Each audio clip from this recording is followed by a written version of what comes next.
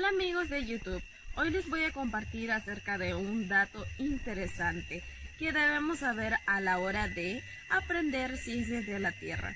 En este espacio es indispensable saber acerca de profundidad de focos o también llamados hipocentros. Dependiendo de la profundidad de los focos de liberación de energía, es indispensable saber que estos se clasifican en tres, tanto superficiales o también profundos.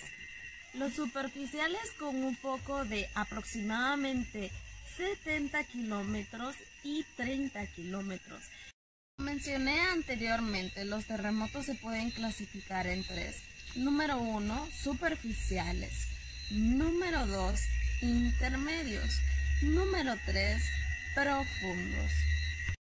Observemos todo esto que me rodea. Apreciemos la naturaleza en sí. Pero sabemos que no es culpa de nosotros cuando ocurren este tipo de catástrofes. Por ejemplo, los terremotos que ya antes he mencionado.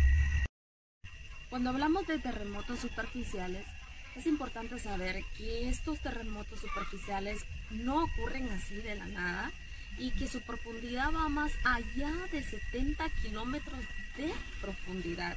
También ellos son muy destructivos, siendo así que su impacto es tan directo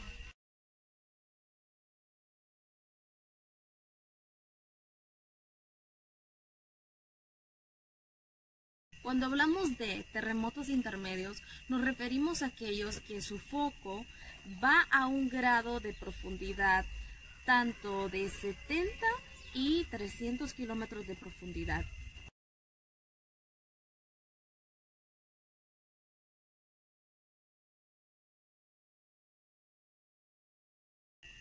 Cuando hablamos acerca de terremotos profundos, son aquellos que son más imperceptibles y estos tienen su foco fuera de los límites de la litosfera. Es por ello que nosotros decimos que estos pueden tener más de 300 kilómetros de profundidad. Observamos desde un punto hacia otro, distancia epicentral, estación sismológica. El punto de epicentro. Cuando ocurre, llamamos a esto profundidad de foco. Cuando surge el impacto o del hipocentro o del foco, las ondas sísmicas se van desarrollando continuamente. Los hipocentros pueden ser superficiales, intermedios o profundos. Tenemos un ejemplo. Cuando ocurre, observamos epicentro, ejemplo de un hipocentro superficial, cuando ocurre la falla y seguidamente las ondas sísmicas. Y por último, hipocentro profundo o alto. ¿De dónde procede? El hipocentro es la región del interior de la corteza terrestre donde tiene su origen. Se pueden encontrar tres formas: superficial, intermedio y profundo. Observamos en la imagen terremotos superficiales, los cuales son los más comunes, y los terremotos profundos. Pero ¿qué diferencia hay entre hipocentro y epicentro? ¿Qué es el epicentro? Es el punto de superficie terrestre directamente sobre el hipocentro. Es aquí como observamos su punto, epicentro, y cómo ellos se van desarrollando a su profundidad. Es ahí cuando nosotros denominamos hipocentro. Y aquí tenemos la definición. ¿Qué es el hipocentro? El punto en la profundidad de la Tierra donde la roca se rompe o choca se llama foco o hipocentro. Para entender mucho más, tenemos cuando ocurre la falla. El hipocentro, que es el grado de profundidad. Epicentro, desde el punto inicial. El escape de falla, cuando viene ello deteriorándose. Las ondas sísmicas son las que avanzan una tras otra. Epicentro es el lugar sobre la superficie terrestre situado directamente sobre el foco. Tenemos en la imagen cómo cuando este ocurre. El foco o hipocentro, cuando ocurre, es en el área al anterior de la Tierra, al interior de la Tierra, y se genera el sismo. El epicentro y el hipocentro. El punto en el cual se detecta el sismo en la superficie es el epicentro y el punto donde se produce el terremoto es el hipocentro. En el hipocentro las ondas se dispersan hacia todas direcciones. Las primeras que llegan son las ondas P, las cuales llamamos primarias, y seguidas de las ondas S, las cuales son secundarias. Ojo aquí, se diferencian una de otras en la velocidad de propagación y en la posibilidad de atravesar superficies líquidas, como el núcleo externo. Primarias son las que se detectan primero en el sismógrafo y se propagan por el medio líquido a menor velocidad, cosa que las ondas S no pueden, o sea, las secundarias.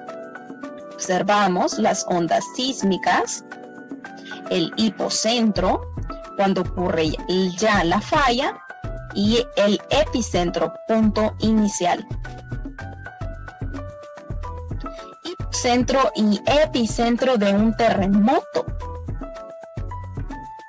La imagen ya antes discutida, tenemos otra imagen como ejemplo. Y el foco no es un solo punto, sino que es más bien una zona de deslizamiento en el plano de falla, y es como ello se caracteriza. También observamos que cuando tenemos este punto inicial es la zona de la superficie terrestre, en la vertical del hipocentro, lugar de máxima magnitud del terremoto. Tenemos otro ejemplo, epicentro. Observamos cuando ocurre la falla, el hipocentro, su grado de profundidad, las ondas sísmicas, que cada una varía. Y onda sísmica es más que todo la comprensión y distensión de las rocas. He aquí un ejemplo. Su movimiento se genera por ondas sísmicas.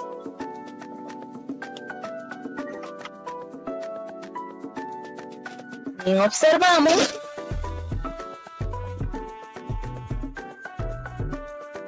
epicentro, centro de la superficie, significa, como ya antes mencionado, es el punto de la superficie terrestre. Al foco sísmico, donde se origina el movimiento. Y cuando hablamos de ello, generalmente es el lugar donde se genera mayor movimiento.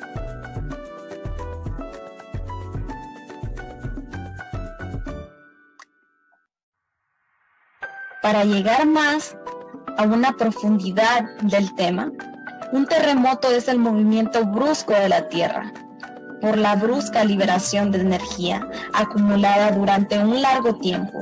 La corteza de la Tierra está conformada por una docena de placas de aproximadamente 70 kilómetros de grosor, cada una con diferentes características físicas y químicas. Medición de terremotos se realiza a través de un instrumento llamado sismógrafo, el que registra un papel, y este papel nada más nos dice que es la vibración de la Tierra producida por el sismograma.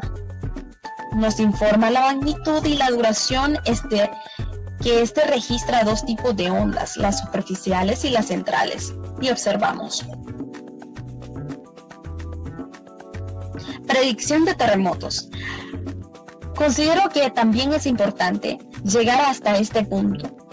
Saber que para esto se tiene en cuenta una serie de temblores de baja intensidad, la inclinación de la superficie de la Tierra, los cambios en el campo magnético terrestre en los niveles de agua de los pozos e incluso en el comportamiento de los animales, y un nuevo método basado en la medida del cambio de las tensiones sobre la corteza terrestre.